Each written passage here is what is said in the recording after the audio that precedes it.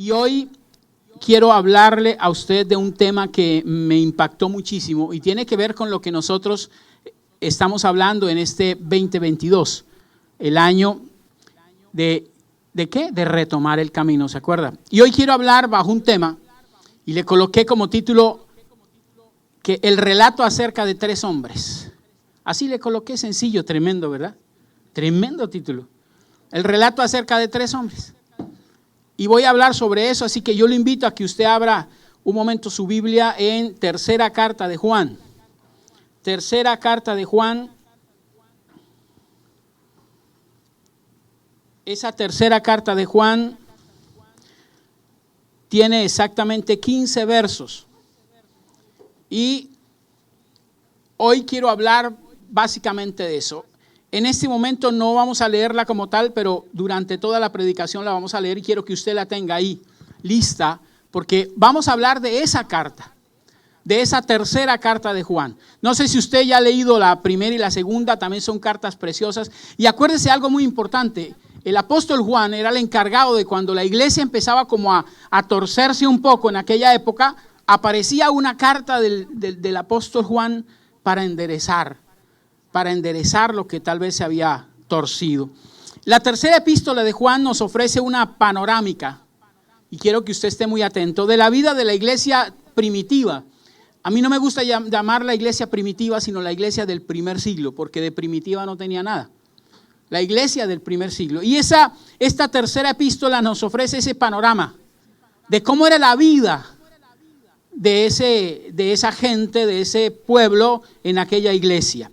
Esta tercera epístola nos muestra algo acerca del problema que causa las diversas personalidades dentro de una iglesia. Y hoy yo quiero que usted observe, porque con base en estos tres personajes que hoy voy a hablarle a usted, son los tres personajes que durante toda la vida aparecen en una iglesia. Hay muchos otros, pero básicamente a través de esta epístola de Juan vamos a mirar que estos tres personajes que yo voy a hablar aparecen siempre y están siempre presentes en una iglesia, sea esta o sea otra, pero siempre hay un representante de estos tres tipos de personajes. Ahora, esta carta nos habla de que hay un hombre llamado Gallo, al cual va dirigida esta epístola. Yo quiero que usted lea conmigo el verso 1. Esta epístola tiene un solo capítulo. Y en el verso 1 dice: el anciano a Gallo, el amado, a quien amo en la verdad. Así que esta carta tiene primero un enunciado, una persona a la cual le envían esta carta, que se llama ¿cómo? Gallo. Pero en esta parte aparece otro personaje también que vamos a hablar más adelante. Se llama Diótrefes. Diótrefes, si usted quiere colocarle un hijo suyo Diótrefes, bien puede hacerlo, pero le aconsejo que no lo haga, porque este tipo de personaje no merece ni eso. Y el tercer tipo de personaje que aparece en esta carta se llama Demetrio. Demetrio, yo sé que usted la ha leído bastante, luego usted se acuerda, solamente es un recorderis que yo le estoy haciendo a ustedes sobre esto. Ahora, estos tres personajes o estos tres hombres son tres clases diferentes de cristianos. Tres clases diferentes de cristianos que, vuelvo a repetir, aparecen en todas las iglesias y en todas las épocas. Y yo quiero que usted se identifique hoy con alguno de estos personajes. Que usted pueda decir de pronto: oye, yo como que me parezco mucho a Gallo, porque todas las mañanas cacareo. No, mentiras. O me parezco mucho a Diótrefes, y usted va a ver por qué. O me parezco mucho a Demetrio. Usted se va a identificar. Para comenzar, tenemos a un hombre llamado Gallo. Dice ahí que fue enviada a este hombre, Gallo. Ahora, puede que este personaje Gallo sea alguno de los cuatro que aparecen en el Nuevo Testamento. Cuando usted lee el Nuevo Testamento, usted se da cuenta que aparecen cuatro gallos, o sea, con ese sería el quinto gallo. Serían cuatro. Uno está en Hechos capítulo 19, verso 29, no lo vamos a leer, pero usted lo puede escribir. Hechos capítulo 19, verso 29. Otro está en Hechos 20, capítulo 4. El otro gallo que aparece está en Primera de Corintios 1, 14. Y el otro en Romanos 16:23. El otro gallo que usted sabe es el que cantó antes de Pedro, pero ese no tiene que ver nada con esta historia. Ahora, aunque Gallo era un nombre muy corriente en esa época, en la época que estamos hablando, en los tiempos novotestamentarios como hablo, era un nombre muy corriente, pues no podemos identificar, ese gallo era el que aparece en tal sitio o ese gallo el que aparece, no sabemos. Pero puede que sea alguno de estos que estamos hablando, porque es un nombre muy común como el de hoy en día cuando uno habla de Juan. Es un nombre muy común. Ahora, sea como fuera o sea quien sea, es evidente que Juan lo conocía muy bien. Juan lo conocía muy bien y dirige esta carta en un tono muy cálido y amistoso. Si usted mira la carta, si usted la ha leído detenidamente, usted se da cuenta que Juan escribe esta carta de una forma muy cálida, de una forma muy amistosa, o sea, se la está escribiendo como a un amigo. Le está contando una historia, le está diciendo unas cosas claras a un amigo. Ahora, al juzgar por lo que yo leo en esta carta, yo me doy cuenta que Gallo era un hombre que tenía tres cualidades. Tres cualidades. Dice ahí la palabra, era afable. Una persona afable es una persona con la cual se puede conversar amenamente. Una persona afable es aquella con la cual se puede conversar sin discusiones. Conversar de una manera tranquila. Pero también dice la palabra que era una persona cordial. Una persona cordial es una persona sencilla, una persona amable, una persona cariñosa. Y la tercera característica de este personaje Gallo era que era generoso. Una persona generosa es una persona que da sin importar qué. Y es aclaro algo, no estoy hablando de que da dinero solamente, también da dinero, pero también da tiempo.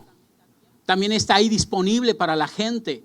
También está ahí para cuando se necesite algo. Ahí está, es una persona generosa porque da sin esperar nada a cambio. Ahora es importante fijarse en tres cosas que el apóstol Juan dice acerca de este hombre. O sea, aparte de que era afable, que era cordial, que era generoso, Juan dice tres cosas puntuales también de cómo era Gallo. Y vamos a mirar en primer lugar, decía que Gallo tenía un alma fuerte. Un alma fuerte. Y cuando habla de alma fuerte, da a entender alma ligada también con espíritu. Tiene un espíritu muy fuerte. O sea que, ¿a qué me refiero con esto? Que era un hombre que a pesar de pasar experiencias de sufrimiento, a pesar de pasar momentos súper, hiper, mega, recontra difíciles, siempre permanecía firme. Se levantaba. No se caía, no botaba la toalla, siempre se levantaba para continuar en la pelea. Por eso dice que era un alma fuerte. Mire lo que dice el verso 2. El verso 2 dice ahí la palabra del Señor.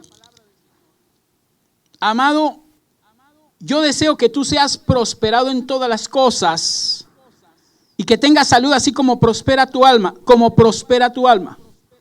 En otras palabras, dice, mi oración es que tú seas prosperado en todas las cosas y que tengas salud, así como tu alma es fuerte, así como tu alma es próspera. Eso es lo que le está diciendo él. Yo deseo que tu salud sea igual como es tu parte espiritual. Creo que esas son palabras maravillosas que una persona le puede decir a otra. Oye, yo deseo que tu salud sea así tan fuerte como lo es tu espíritu. Eso es algo que usted tiene que notar, cómo es su espíritu. Entonces aquí me trae una pregunta. Sería interesante aplicar esta pregunta o esta prueba para nuestras vidas. Mírese usted físicamente cómo está, porque de esa manera usted puede decir espiritualmente cómo se siente. Físicamente, ¿cómo está usted? ¿Cómo se ve usted físicamente? Y de esa manera usted también puede decir, así me veo yo tal vez espiritualmente. Entonces usted podría decir, hombre, yo me veo como una persona robusta, fuerte, así, echada para adelante. ¡Wow! No me duele nada. O puede verse de pronto como un debilucho, o como alguien decía por ahí, decrépito. todo me duele, no me puedo mover, no quiero nada. Y hay muchas personas que se sienten así. Y muchas personas que se sienten, una cosa es que a ti te duela algo por tu trabajo, como algunas personas ya están con fractura en el dedo. ¿Por qué? Porque donde se tocan le duele. Entonces dice, se fracturó el dedo. Pero hay personas que por su trabajo de pronto tienen ese tipo de problemas. Pero hay otras que no es por su trabajo, es porque ya viven de esa manera. Porque en su mente se metieron ya que son débiles, se metieron que no pueden, se metieron que está ya por terminar y viven todo el momento en enfermedad, en debilidad, en derrota. Y entonces uno dice, ¿cómo está su espíritu? ¿Cómo está su alma? Pues igual. Y a mí me preocupa cuando una persona, cuando un hijo de Dios, escúcheme lo que digo, cuando un hijo de Dios, él también predica conmigo, cuando un hijo de Dios se pone a leer la palabra, a escudriñar la palabra, pero termina de leer la palabra y sigue exactamente igual o peor. Quejándose por todo, todo lo ve mal, no puede hacer absolutamente nada. Y lo bueno es que dice, todo lo puedo en Cristo que me fortalece. Y Juan decía, de este hombre decía, oye, me gusta este hombre porque tiene un ¿qué? Un espíritu fuerte, un alma fuerte. Y yo quiero que así como tiene ese alma fuerte, yo sé que también tu físico lo demuestra. Dile al que está a tu lado que tu alma sea fuerte. Y quiero aclarar algo, porque de pronto aquí me van a atacar un poco. Una cosa, vuelvo a repetir, es que tú te duelas, porque de pronto tienes trabajos donde te cuestan muchas cosas. En estos días alguien de pronto empezó a hacer un trabajo y se acostó mal, en una mala posición, con el frío ahí a la espalda y se levantó con un dolor tremendo. Y no podemos culpar al diablo de nuestras imprudencias. Pero una cosa es eso y otra cosa es que uno viva así. Uno viva, hay gente que uno saluda, ¿cómo estás? Ay, a mí algo que me desespera es el saludo de algunas personas que le dicen a uno, ¿cómo estás? Y le dicen, no, pues como cuando usted era pobre.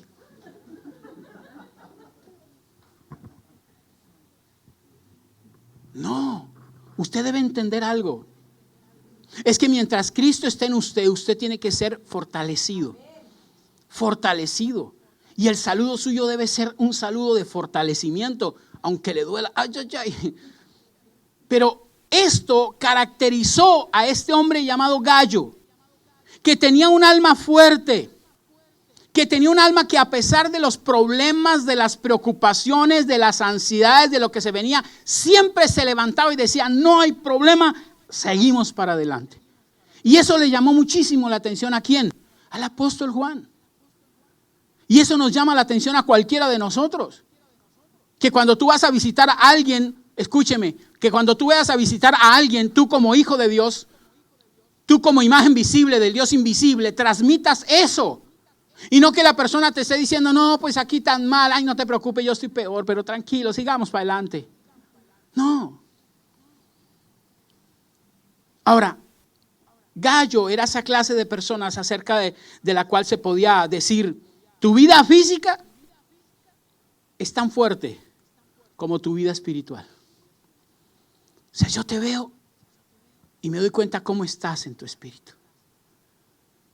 La forma en que tú hablas revela lo que hay en ti. Revela quién está en ti. Ahora, en segundo lugar, Juan veía en Gallo otra cosa importante. Juan veía en Gallo otra cosa importante. Gallo era consistente en sus acciones. ¿Era un hombre qué? Consistente en sus acciones. Mira el verso 3 lo que dice. El verso 3. Pues mucho me regocijé cuando vinieron los hermanos y dieron testimonio de tu verdad. De cómo andas. ¿En la qué? En la verdad. Pues me gocé mucho. Dice, me gocé muchísimo. Cuando vinieron los hermanos y dieron testimonio de tu verdad, de cómo andas en tu verdad. O sea, en otras palabras, Gallo era consistente. ¿Por qué? Porque lo que hablaba lo vivía. Era un hombre que lo que decía Lo demostraba con lo que hacía. Era un hombre, como yo siempre he dicho, daba testimonio de la verdad, pero no solamente con la boca, porque hay mucha gente que da testimonio de la verdad con la boca, pero lejos de vivirla. Lejos de vivirla. Y esto es algo que impactaba a la gente que llegaba y conocía a Gallo. Decía, es que le decía a Pablo, mira Pablo, es que, perdona Juan, le decía, mira Juan, es que nosotros conocemos a Gallo y Gallo nos predica y Gallo nos dice y Gallo nos exhorta, pero con su vida lo demuestra. Qué bueno andar con Gallo. Qué bueno escuchar a Gallo y verlo.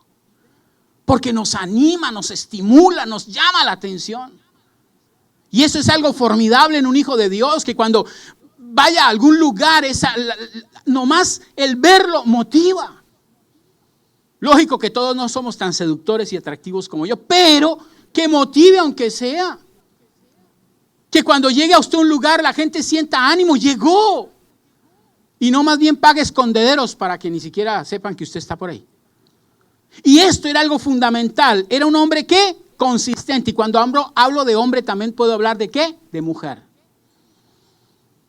Entonces primero podía hablar de una mujer, un hombre que tenían ¿qué? Un espíritu o un alma fortalecida, que a pesar de lo que pasara, ahí estaba. Y eso es algo que usted debe tener presente. Estos días me han escrito mucha gente, inclusive estamos orando. Yo todos los martes oro por una pareja pastoral a la cual queremos muchísimo hace mucho tiempo. El pastor Carlos Julio Esteban y su esposa. Y estamos orando, me escribían ayer, me decía, pastor, por favor, ore. Acaba de dar el infarto a mi esposo. Y no encuentran el cupo en la UCI. Estuvimos orando, bendito sea el Señor, pues está ahorita en la UCI, está estable, le van a hacer un cateterismo, pero a lo que voy es que usted se imagina si me escriben a pedirme un consejo y yo le decía, ay, sí, es que la situación está tan tremenda, no se preocupe, a mí también me ha pasado eso. No importa, el Señor está ahí contigo, el Señor te va a ayudar, el Señor te va a fortalecer. Dios dijo en su palabra que nunca te dejará sola.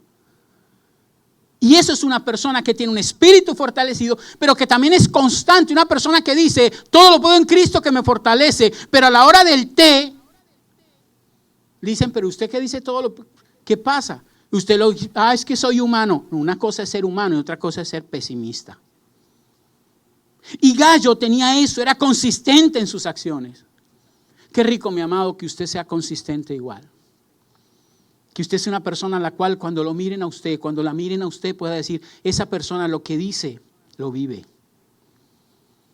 Muchas de las personas, lamentablemente, viven doble vida. Una cosa es en la casa, otra cosa en el trabajo y otra cosa en la iglesia. Puedo decir una hasta 3.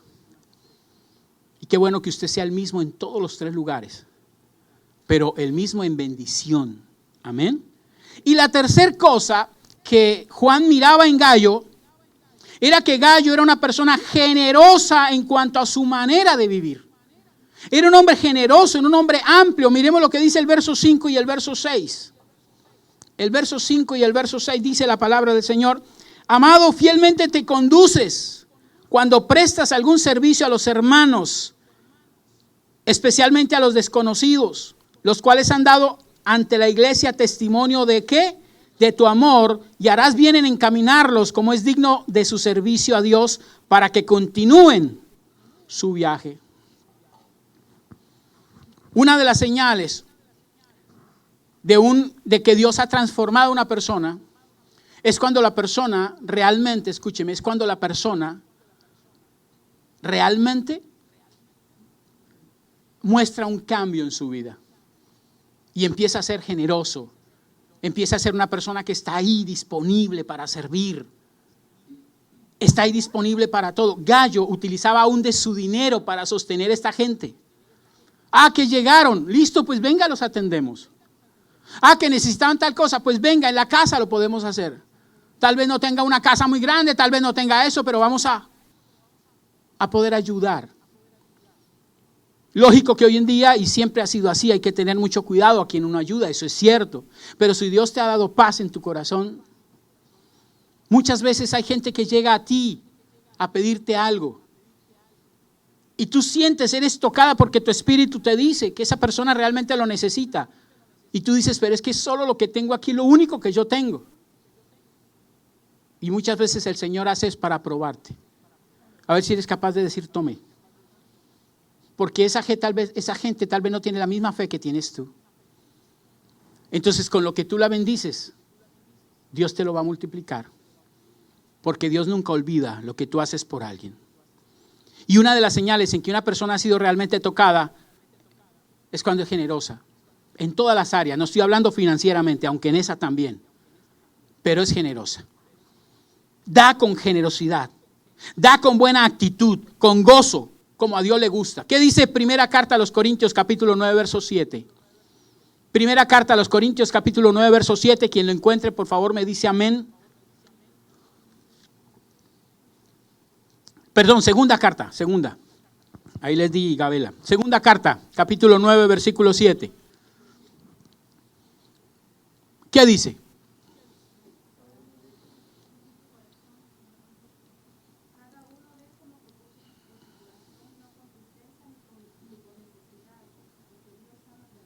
¿Dios qué dice? ¿A quién? Al dador alegre. Esa es una de las características, la generosidad. Usted da tiempo con alegría. Usted pone atención con alegría. Y a veces cuesta, no crea que eso es muy fácil, a veces cuesta. Pero aunque cueste, usted tiene que saber quién está en usted. Y este hombre era fiel, era leal a la hora de dar lo que se necesitaba. Y lo hacía sistemáticamente. Si llegaba alguien, sistemáticamente lo ayudaba. No era un hombre que decía, ay, sí, es que se está haciendo esto, entonces hagámoslo por ahora. Y después olvidaba. No. Era un hombre que era dador sistemático. Si había que ayudar, ayudaba. Si había que aconsejar, aconsejaba. Si había que estar ahí dispuesto, lo estaba. Si había que colaborar, colaboraba sistemáticamente. Dios no quiere que nosotros demos porque sintamos obligados de hacerlo. Dios no quiere eso.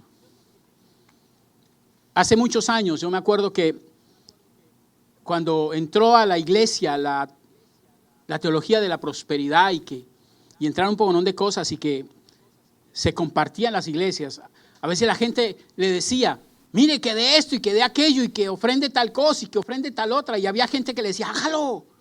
¿Cómo así? ¿Usted no cree en Dios? ¿Cómo así? Y le decía, es que no tengo la convicción. No importa, hágalo. Es que no tengo esa convicción, no tengo esa paz, no importa. Y mucha gente fue obligada a hacerlo. Y dice aquí la palabra que cuando usted lo haga con gozo, con alegría, sabiendo a quién lo hace. O no lo haga tampoco porque entonces si usted no lo hace, entonces los otros van a decir, mire, ese tipo no hace nada, esa mujer no. No. Usted lo hace ¿por qué? Por convicción. ¿Por qué? Por convicción. Ahora, voy a parar un momentico no voy a hablar sobre el verso 7 y el verso 8, porque quiero hablar de otro personaje y después sí vuelvo a esos dos versos. ¿Hasta aquí vamos bien? ¿Hasta aquí hemos entendido lo que Juan decía de Gallo? Ok. Vamos a mirar a otro personaje, a otro tipo de cristiano en una iglesia. Vamos a mirar a Diótrefes. Diótrefes. Versículo 9 y versículo 10.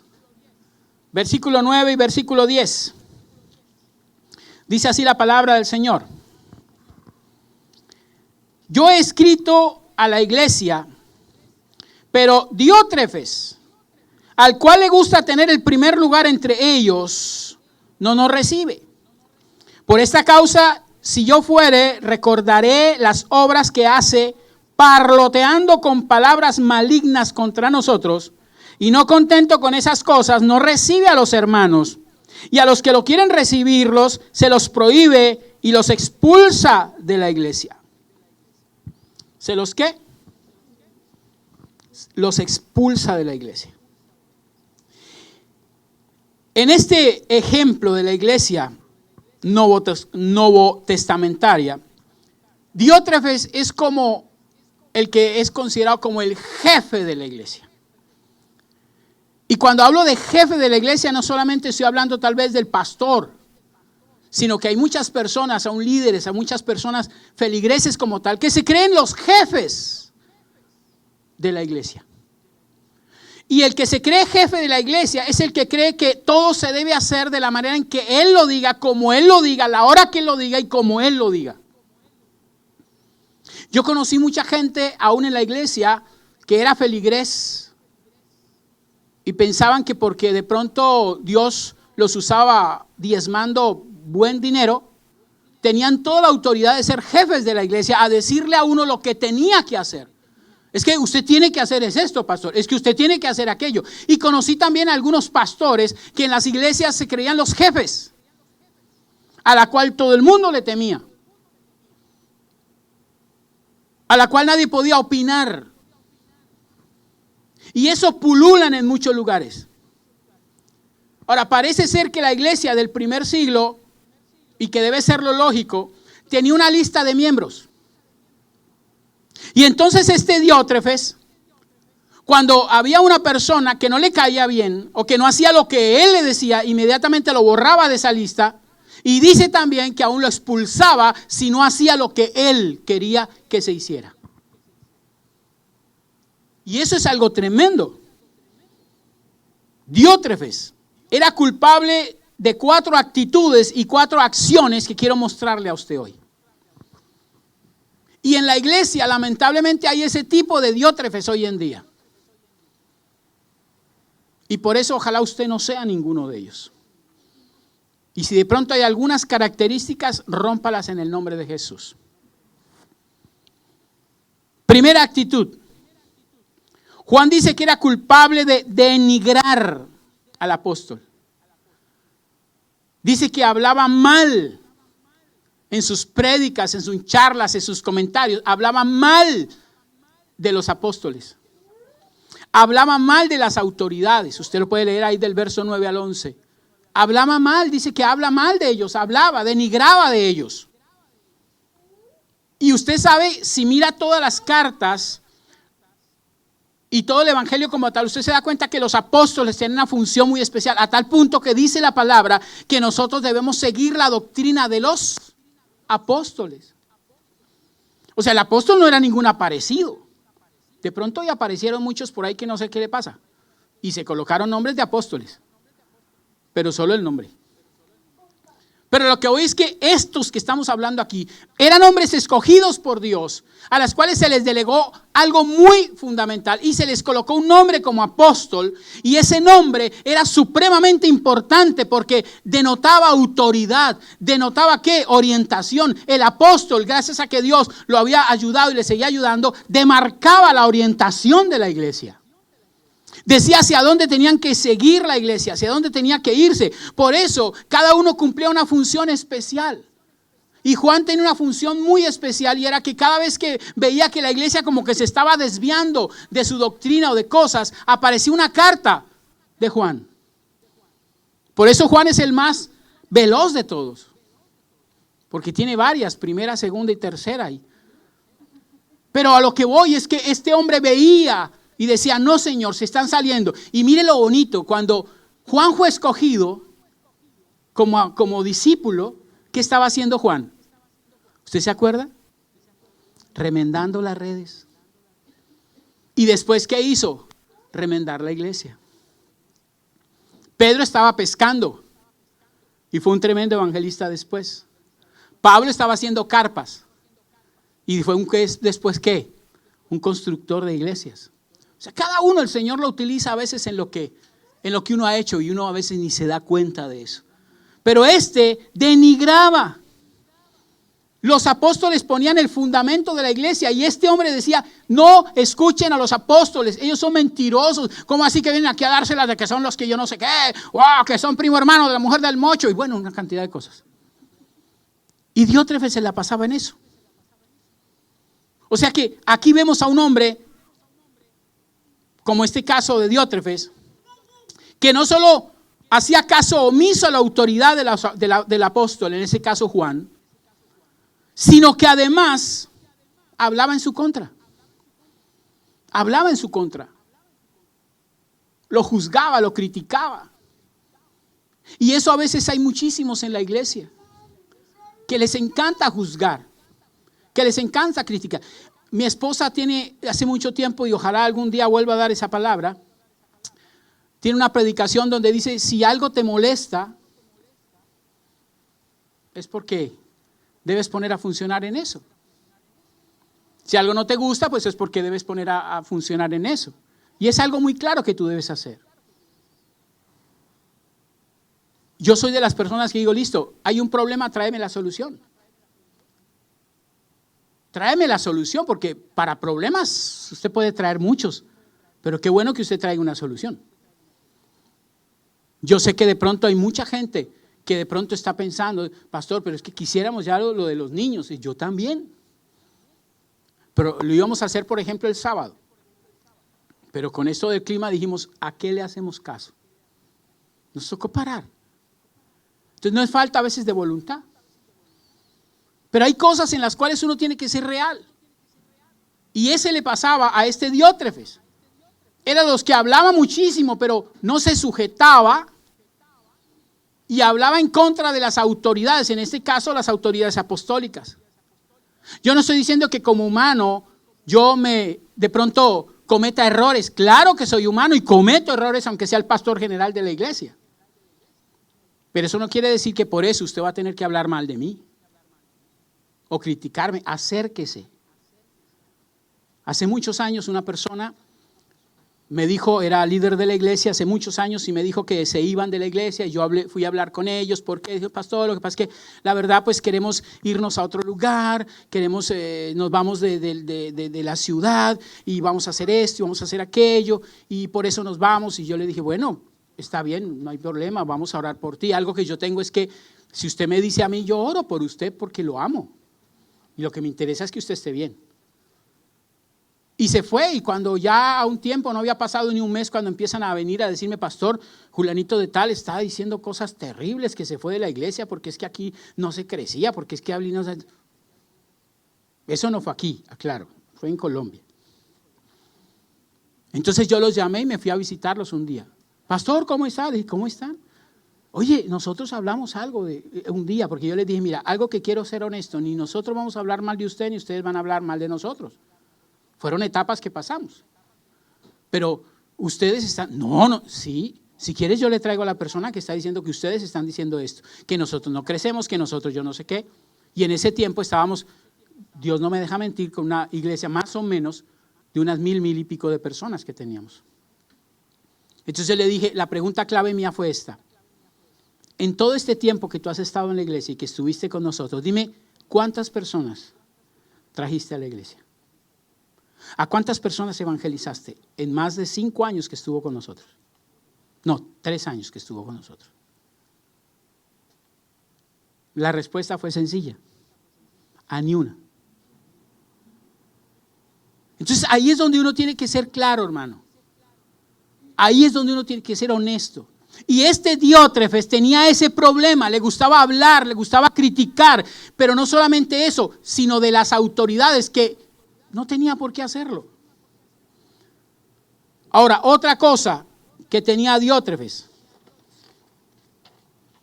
La primera, denigrar.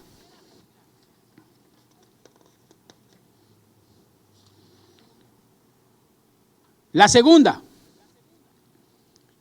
es que él, si alguien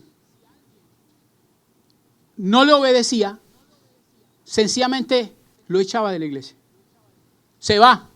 Usted no me sirve. O le prohibía a los demás que lo saludara. Y eso es algo que pulula hoy en día. Se van de la iglesia por alguna razón y entonces se le dice, mire, si usted ve a Julianito de tal, él se fue de la iglesia, se fue en rebelión, ni me lo saluden. ¿Dónde dice eso en la palabra? Si antes usted puede, si se fue de pronto mal, antes usted puede ayudarlo a que se enderece, wow, qué bendición. Pero Diótrefes tenía ese problema, o sea, usted no hizo lo que yo, se va. Usted hospedó a quien no quería que yo hospedara, se va. Usted se va. Y ese era el problema. Y hay mucha gente que tiene eso en su corazón. Lo hace en su casa, son los amos y señores de su casa, sea hombre o sea mujer, ¿no? Claro. Son los amos y señores de su casa. No se puede hacer absolutamente nada sin que él o ella lo diga. Y si alguien toma una decisión, viene un problema. En un trabajo sucede lo mismo. Y lo grave no es eso. Eso es lo de menos. Lo grave es que usted, escúcheme, tiene un título acá que usted lo ha hecho notorio y es que soy un hijo de Dios. Soy un cristiano, un seguidor de Cristo. Entonces, ¿actúa como gallo? Que lo que dice lo... No. Está actuando como Diótrefes. Y Diótrefes tenía ese problema. Así que usted tiene que ser claro en esto. Diótrefes no solo estaba en contra de los hombres, por ejemplo, que venían a predicar, porque si alguien venía a compartir o alguien venía a la casa o alguien venía a la iglesia y a él no le gustaba, ponía problemas. Ponía problemas. No es que yo no lo quiero recibir. Es que yo no lo quiero aceptar, yo no lo quiero escuchar, yo no quiero nada. Pero no tenía unas bases reales, unas bases sólidas el por qué. Si usted tiene una base sólida de por qué usted no acepta a una persona, yo la valido. Ore por esa persona, claro, pero yo la valido. Pero si usted no tiene una base sólida, sino que lo hace porque se le dio, ahí hay un problema. Ahí hay un problema. Y este hombre tenía eso. Como dicen por ahí, ¿no? Ni raja, ni presta el hacha. Decimos en mi país y no sé si en los otros es algo parecido. Y lamentablemente por causa de esa tendencia, es que la iglesia se ha venido estancando.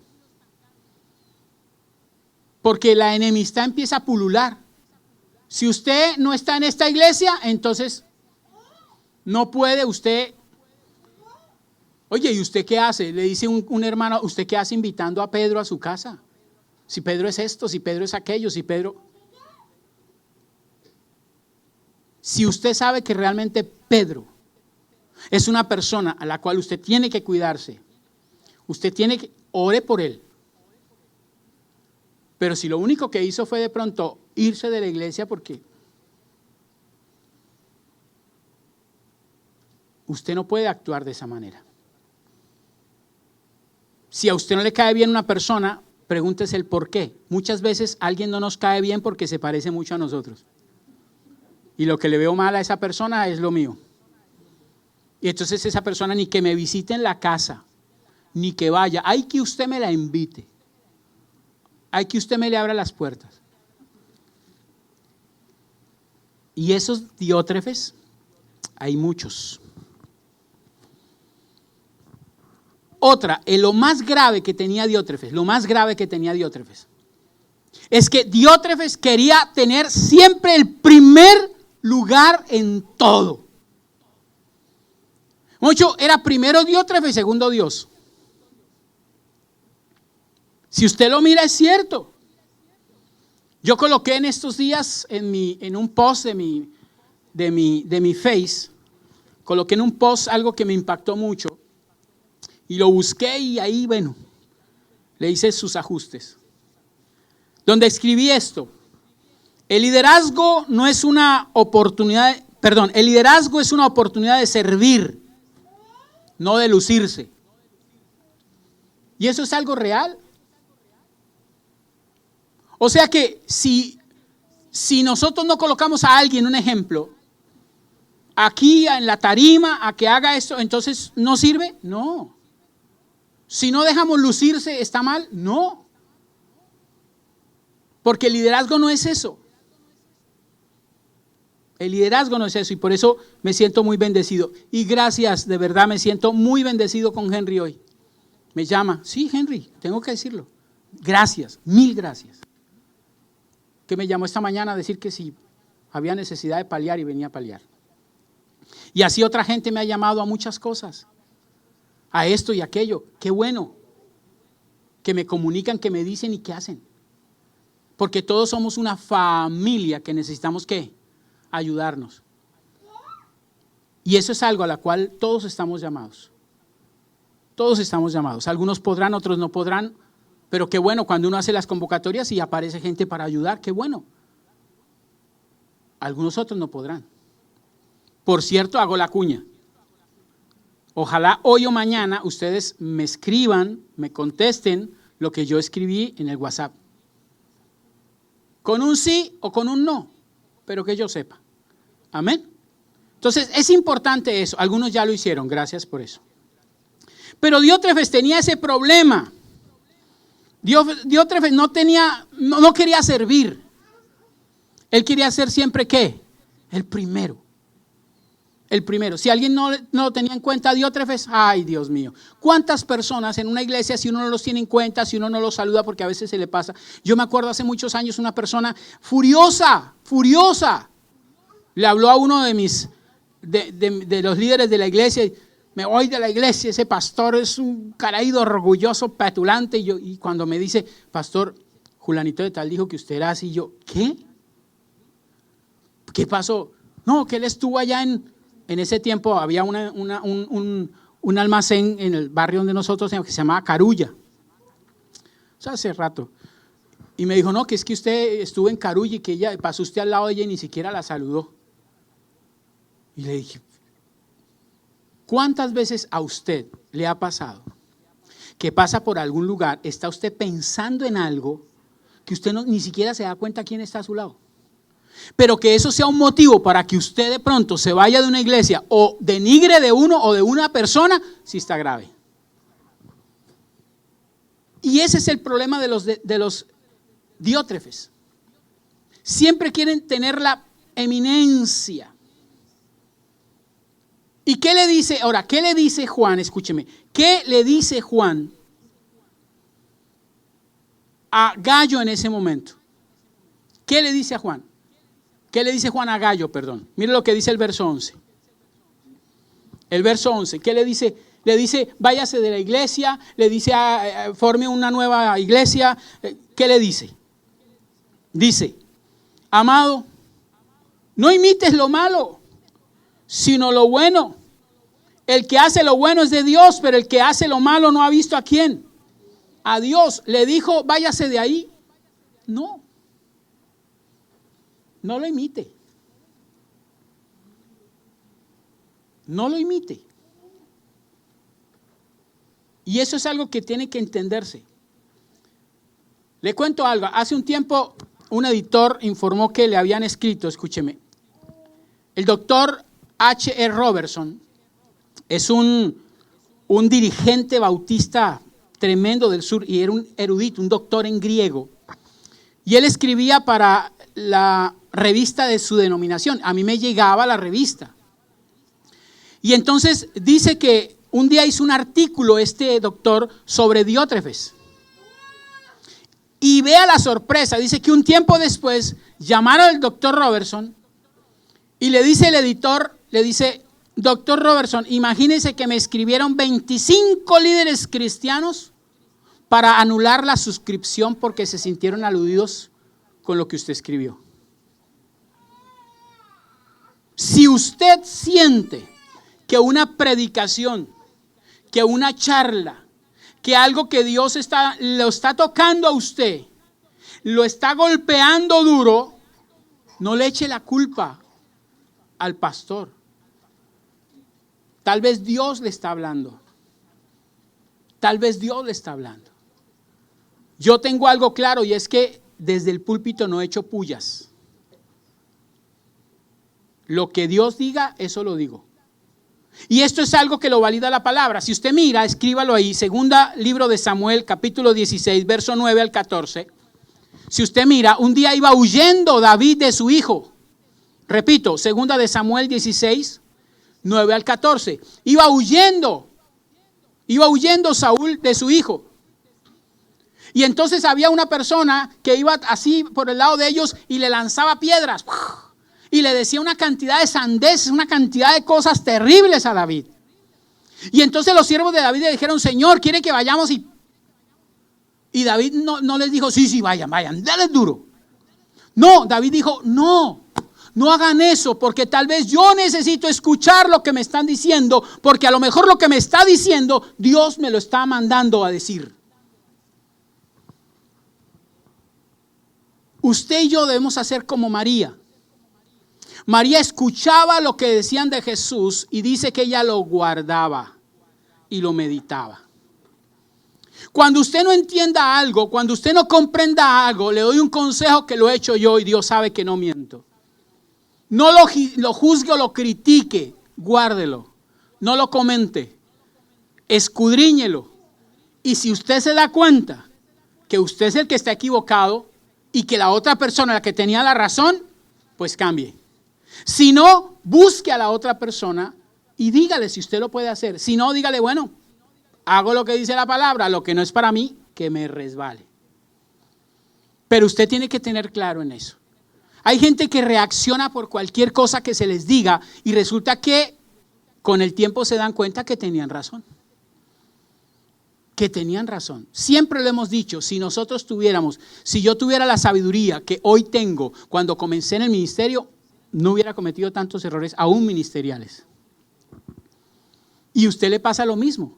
Si usted tuviera la sabiduría hoy que tenía cuando estaba jovencito, como decía, otro gallo cantaba. Pero usted tiene que saber eso. En otras palabras, no sigas a estos hombres, porque eso es lo que le dice en parte. En parte Juan le dice, no los sigas. No hagas lo malo, no los sigas. No comparta lo que ellos comparten. Si usted tiene que hacerse de lado, hágase de lado, pero no lo siga. Si usted escucha que alguien está denigrando, si usted escucha que alguien tiene las características de Diótrefes, apártese de esa persona. Porque esa persona no le trae bendición a usted. No la escuche. No la escuche. Porque aunque usted no lo crea, tarde o temprano, el diablo va a obrar para que meterse en su mente y hacerle tomar decisiones que usted no debe tomar. Por escuchar lo que no debe escuchar. Diótrefes siempre estaba con intrigas. Y es ahí donde usted tiene que tener pendiente. Si usted es un Diótrefes, cuidado. Pídale perdón a Dios. Reaccione. Si usted dice, es que yo hay actitudes que tengo como Diótrefes, bueno, entonces pídale a Dios cambiarlas. Pero tome una decisión. Ahora me voy a otro tercer personaje. A Demetrio. Vamos a hablar un poco de Demetrio. De Demetrio rápidamente. Verso 12. Verso 12. ¿Lo tienes? Todos dan testimonio de Demetrio y aún la verdad misma. Y también nosotros damos testimonio y vosotros sabéis que nuestro testimonio es ¿qué? Verdadero. En este caso, Juan habla como un apóstol que tiene discernimiento. Dice, yo hablo de Demetrio lo que los demás están diciendo de él. Y están dando muy buenas razones. Están diciendo muy buenas cosas de este hombre. Y es evidente que Demetrio fue el que le llevó la carta a Gayo. Demetrio le llevó la carta a Gayo. Y esto tenemos que ser muy, muy conscientes. Por eso quiero que miremos ahora el verso 7 y el verso 8, que es lo que me había quedado atrás. Dice el verso 7. ¿Lo tienes? Porque ellos salieron por amor del nombre de Dios, sin aceptar nada de los gentiles. Nosotros pues debemos acoger a tales personas para que cooperemos con la verdad. Mire lo que dice las características de Demetrio. 3 cosas habla de Demetrio. Primero, dice partieron dejando todo atrás. En otras palabras, dijeron, tenemos que predicar, tenemos que hacer esto, vamos a dejar todo atrás. No pusieron pretexto para muchas cosas. Lo dejaron todo atrás. Se marcharon a cumplir la voluntad de Dios, aunque habían dejado cosas atrás. Esta gente, como estamos hablando de Demetrio, dejó atrás tal vez sus posesiones, dejó atrás su historia, dejó atrás todo, ¿pero qué? Pero se fue en pos de lo que Dios le había mandado hacer. Y dejar las cosas atrás no es fácil. Dejar el ayer al ayer no es fácil. Pero cuando usted sabe que Dios está con usted, usted lo deja porque Dios lo va a respaldar, porque Dios lo va a bendecir, porque Dios lo va a levantar. Entonces, la primera característica de Demetrio es que dejó todo por amor ¿a quién? A Dios. Muchas veces usted no es capaz de dejar muchas cosas para venir a la iglesia. Porque para usted prima a veces eso que lo que Dios quiere que usted haga. Y es ahí donde usted tiene que pedirle a Dios el discernimiento como tal. Segundo, el segundo motivo por el cual se valida a este Demetrio es porque dice ahí la palabra que ellos buscaban mucho por el nombre del Señor. Para ellos el nombre de Dios, dice, lo dejaron por el nombre. Miremos ahí lo que dice. Yo he escrito a la iglesia, pero dice verso 7 y 8 es. Porque ellos salieron por amor del nombre de Él. ¿Del nombre de quién? De Dios. Y quiero que en esto usted lo tenga muy claro porque hoy tiene que usted aquí salir claro en esto. El nombre de Dios que aparece por todo el Antiguo Testamento se le llama el inefable tetragramatón. Así. El inefable tetragramatón. En otras palabras, el nombre de Dios en hebreo lo representan 4 letras. 4 letras. La Y de yuca, la H, la W y la H. Son las 4 letras que representan el nombre de Dios para los hebreos. Y a esas 4 letras se les llama el tetragramatón. Y le decían inefable, ¿por qué? Porque inefable, la palabra inefable quiere decir que ni siquiera se podía pronunciar. No se podía ni pronunciar. Ahora, esas palabras son Yud, Ei, Wow, Ei. Son las palabras que utilizaban en el idioma hebreo. Ahora, quiero aclarar esto. Cuando del hebreo antiguo se pasó al hebreo moderno, por decirlo así, se le colocó el nombre a esas palabras, se le colocó unas consonantes, unas vocales, perdón, y se llamó Yahvé. Yahvé. Que usted tal vez escuchó durante mucho tiempo el término Yahvé. Después, con el tiempo, a ese Yahvé, desde la era media hasta el siglo XIX, a ese Yahvé se pasó al latín y se le llamó Jehová. Entonces, el tetragramatón del hebreo antiguo pasó al hebreo nuevo, que se llamó ¿cómo?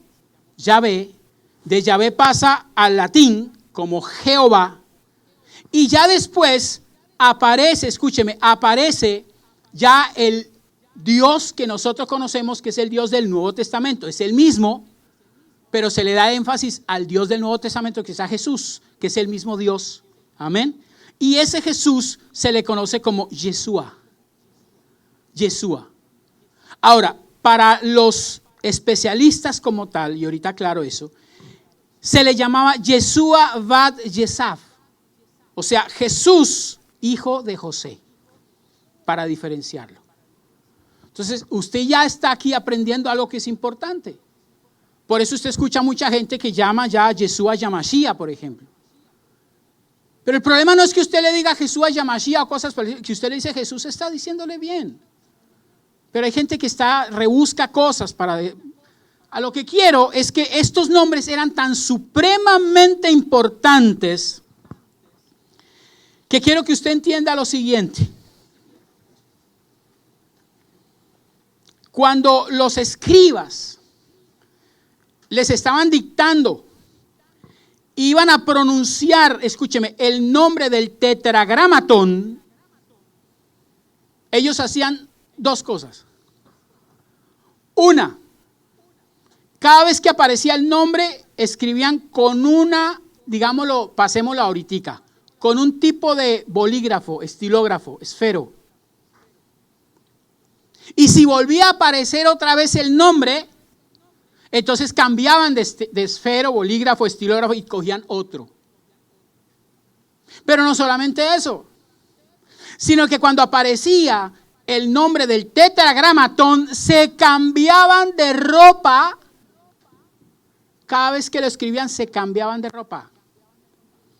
O sea, mire a lo que estoy diciendo ahorita. Eso era la cultura, porque para ellos era supremamente importante el nombre.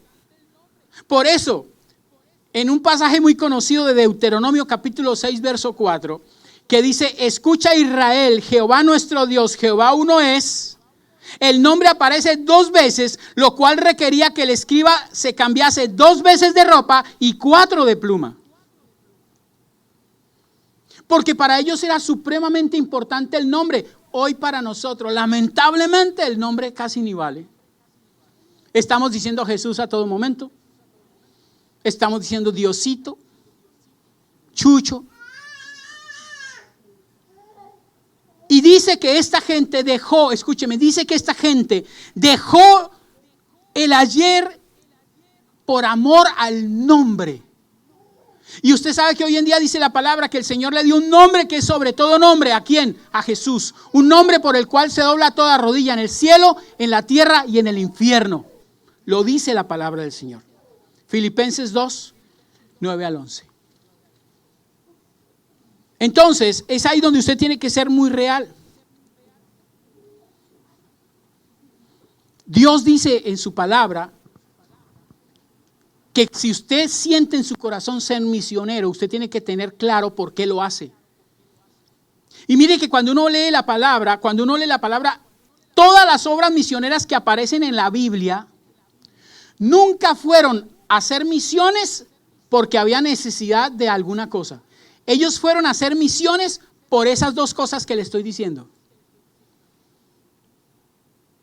Y sobre todo por amar el nombre de Dios de tal manera, y querían que en todo lugar lo supieran, que en todo lugar lo comprendieran, que en todo lugar lo entendieran. No por la necesidad. ¿Por qué? Porque mire, usted se da cuenta, en la palabra dice en Mateo 26, 6, 13, o en Marcos 14, 7 y 9, o en Juan 12, 1 al 11, dice que siempre habrán pobres entre nosotros, siempre. Por eso aquellos políticos que dicen: se acaba la pobreza, carreta. Mentira. Siempre habrán pobres, lo dice la Biblia. Siempre habrá pobres entre ustedes. Así lo dice la Biblia, no lo digo yo. Por eso repito para que usted lo lea. Mateo 26, 6 al 13, Marcos 14, 3 al 9 y Juan 12, 1 al 11. Y el mismo Jesús le dice: y usted los puede ayudar cuando quieran. En cambio yo, dice, no estaré con ustedes todo el tiempo. Y usted me dirá: ¿cómo así que no? No, acuérdese que hay un día que dice la palabra que el Señor ya no estará. Hay que aprovechar ahorita que está. Y es ahí donde tenemos que tener claro. ¿Por qué usted evangeliza? ¿Por qué usted habla lo que habla? ¿Por qué usted realmente comparte? ¿Por qué? Porque la gente necesita conocer y amar el nombre del Señor. Y al amar el nombre del Señor, pues todo lo demás va a llegar, ¿por qué? Por añadidura. La salvación, la bendición, todo. Cuando usted ama de todo corazón el nombre del Señor. Qué rico que cuando lleguemos al cielo, ¿no? Sería maravilloso que aparte de las coronas, se nos colocara de pronto nos dieran de pronto un diploma que dijera SCV. Socio colaborador de la verdad. Chévere, ¿no? O sea, durante toda nuestra vida colaboramos para que la verdad se extendiera. Y termina esta carta diciendo el verso 13 al 15, dice así la palabra del Señor. Yo tenía muchas cosas por escribirte, yo también por hablar, pero las corto. Pero no quiero escribir es con tinta y pluma, porque espero verte en breve y hablaremos cara a cara. La paz sea contigo, los amigos te saludan, saluda tú a los amigos y a cada uno en particular. Ahora, la pregunta es, ¿con cuál de estos 3 usted se identifica?